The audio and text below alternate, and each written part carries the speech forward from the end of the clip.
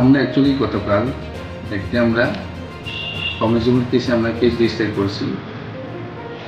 বিশাল case number হচ্ছে 19 number, আর section হচ্ছে 85/108 BNS.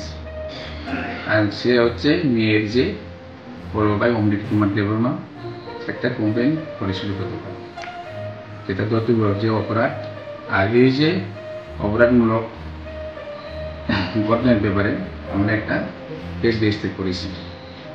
তাহলে এর তদন্তমূলে আমরা ইনভেস্টিগেশন করার পরে আমরা তার যে মহিলা যে মারা গেছে যে রেখা দেববর্মার স্বামীকে আমরা আটক ব্যক্তিকে আমরা, যার নাম হচ্ছে রাহুল দেববর্মা 45 ইয়ার্স, আর তার নাম হচ্ছে রুদ্রমণি দেববর্মা, রাজকুমার পাড়া বিশ্রামভূমি, তাকে আমরা গতকাল এখন আমরা অ্যারেস্ট করেছি। এখন কোর্টে আমরা আজকে ফরওয়ার্ড করা হবে।